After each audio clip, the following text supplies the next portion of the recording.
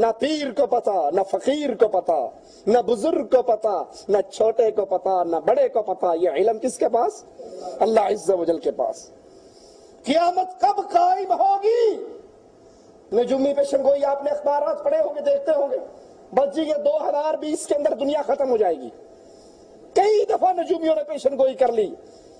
کائنات میں سب سے افضل محمد الرسول اللہ صلی اللہ علیہ وسلم، میرے نبی کی جوتی سے اڑنے والا ایک ذرہ، ایک پلڑے میں، کائنات کے سارے نجومی ایک پلڑے میں، محمد کے قدموں سے اڑنے والے ذرے کے برابر بھی یہ نجومی نہیں ہو سکتا. جبریل آئے تھے علیہ الصلوۃ والسلام، کہا تھا متی الساعہ یا رسول اللہ صلی اللہ علیہ وسلم، قیامت کب آئے گی؟ آقا نے کہا جبرائیل، جیسے تجھے علم نہیں ویسے مجھے بھی علم نہیں. جس طرح مسئول نہیں جانتا، سائل نہیں جانتا، مسئول بھی نہیں جانتا. ہاں یہ نشانیاں ہیں جو مالک نے بتائی، یہ نشانیاں بتا دیتا. قیامت کا علم نجومیوں کی پیشن گوئی یہ جھوٹی. جب محمد کریم نے کہہ دیا صلی اللہ علیہ وسلم کہ مجھے علم نہیں، اور مائی کا لال کیسے دعویٰ کر سکتا ہے فلاں سن میں قیامت آ جائے گی، دنیا ختم ہو جائے گی؟ یہ کہنے والے جھوٹے. قیامت کا یقینی علم اللہ عز و جل کے پاس. حضرت عباس بن عبد المطلب رضی اللہ عنہ وارضاہ سے روایت ہے، رسول اللہ صلی اللہ علیہ وسلم نے فرمایا جزیرہ عرب کو اللہ عز و جل نے شرک سے پاک اور صاف کر دیا، یہاں تک کہ علم نجوم ان کی گمراہی کا سبب بنے.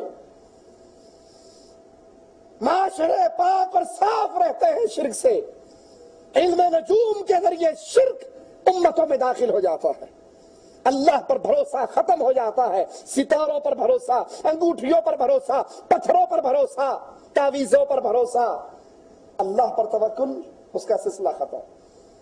حضرت عباس کہتے ہیں رسول اللہ صلی اللہ علیہ وسلم نے فرمایا جزیرہ عرب کو اللہ عز و جل نے شرک سے پاک کر دیا، یہاں تک کہ علم نجوم ان کی ہلاکت کا سبب بن جائے.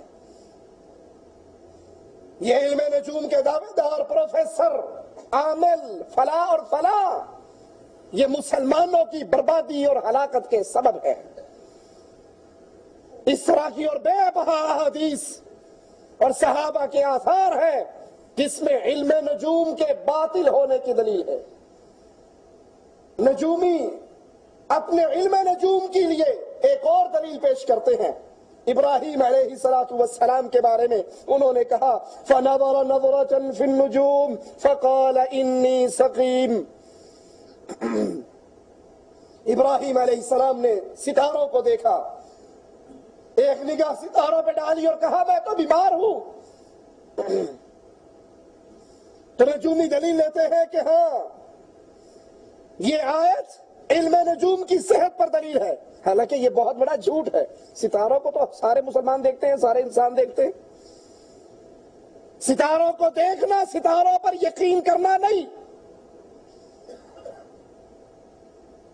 پھر ابراہیم علیہ السلام کے بارے میں یہ غلط نظریہ رکھنا، وہ تو آئے اس قوم میں تھے جو قوم ستاروں پر ایمان رکھتی تھی، سورج کو پوجتی تھی، چاند کو پوجتی تھی، ستاروں کو پوجتی تھی. جو قوم شرک کرتی تھی وہ نبی ان کو اس شرک سے بچانے کے لیے آیا، تو نعوذ باللہ ان جیسا عقیدہ وہ نبی اپنا سکتا ہے؟ وہ تو ایک سمجھانے کا انداز، بات کرنے کا انداز کہ میں کہوں گا بیمار ہوں، یہ سارے میلے پہ چلے جائیں گے، پیچھوں میں امام باڑے بڑھ جائے گا. امام باڑا سمجھتے ہو نا، کہیں بکریوں کا باڑا ہوتا ہے، کہیں اماموں کا باڑا ہوتا ہے. ان نجومیوں کا خدا باڑا تھا، جہاں ایک بڑا بت ہے، ایک چھوٹا بت، اس سے چھوٹا، اس سے چھوٹا، اس سے چھوٹا، سارے محکمے بانٹے ہوئے ہیں. یہ بارش برساتا ہے، یہ رزق دیتا ہے، یہ خزانے دیتا ہے، یہ اولاد دیتا ہے، یہ بری کرتا ہے، یہ فلاں کرتا ہے، یہ فلاں کرتا ہے. ابراہیم علیہ السلام نبی ہے اللہ کے، موحدین کے لیے امام ہے. آتے ہیں ساروں کی ایسی تیسی پھیر دیتے ہیں، کلہاڑا بڑے صاحب کے سر پہ رکھ دیتے ہیں. قوم میلہ سے واپس آتی ہے، دیکھتی ہے جو ان کی عزتیں بچایا کرتے تھے ان کی اپنی ٹانگیں ٹوٹی ہوئی ہیں۔ بڑے پریشان ہو کر کہتی ہے من فعل ھذا، ہمارے مشکل کشاؤں کا بیڑا غرق کس نے کیا؟ سننے والوں نے کہا پورے پنڈ ایک ہی مواحد ہے،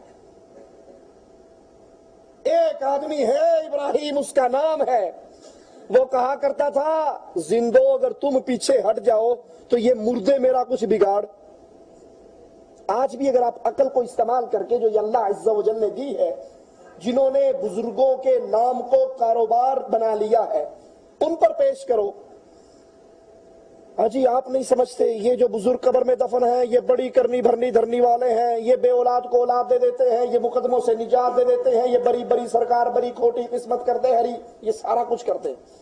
ان سے پوچھو جی مان لیا یہ بہت کچھ کرنے کے قابل، اولاد بھی دیتے ہیں، رزق بھی دیتے ہیں، مقدموں سے بری بھی کرتے ہیں، سارا کچھ کرتے ہیں، ان کے جو دربار پہ اتنا بڑا غلہ پڑا ہے چندے کا، اس پہ اتنا موٹا تالا کیوں لگا ہوا ہے؟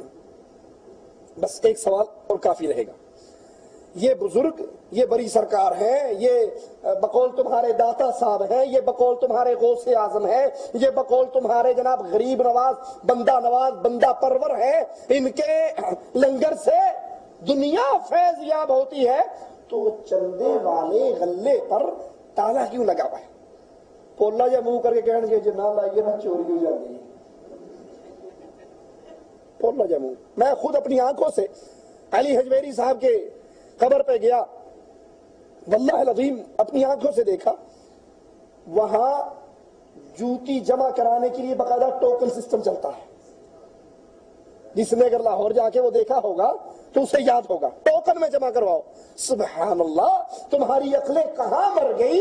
تمہارے عقیدے کے مطابق یہ بابا جی داتا بھی ہے، یہ غوث اعظم بھی ہے، یہ بگڑیے بنا دیتے ہیں، یہ بیماروں کو شفا دے دیتے ہیں، یہ اولاد یہ سارا کچھ کر دیتے ہیں، اپنے مزار پہ آنے والے مریدوں کی جوتیوں کے رکھوالے نہیں ہو سکتے؟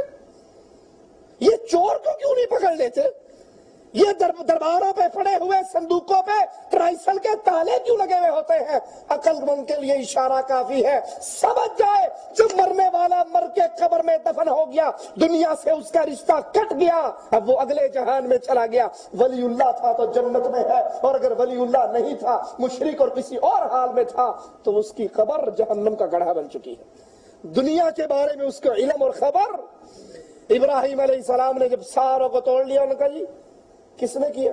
کوئی ابراہیم ہی ہے، انہیں کتنا ہونا، بلا لیا، آپ نے کیا؟ کہا نہیں جو یہ پڑا ہے نا بابا، چندے تے لڑائی ہوگی سی تو انہیں کیا سارے کو ختم کر کے میں ہی سب کچھ قبضہ کر لوں۔ قوم کہنے لگی آپ کو پتا ہے کہ ہم مانتے ہیں یہ ناک پہ بیٹھی ہوئی مکھی کو نہیں اڑا سکتے، یہ قبر پہ پڑی ہوئی چادر نہیں روک سکتے، یہ غلے میں پڑے ہوئے چندے کو کوئی چوری کرنے لگے تو نہیں روک سکتے۔ ابراہیم کو موقع ملا علیہ السلام، کہا اللہ کو چھوڑ کر ان کو مشکل کشا کہتے ہو جو اپنی قبروں پہ آئے ہوئے چندے کو کنٹرول نہیں کر سکتے؟ کہا اس کو جلا دو۔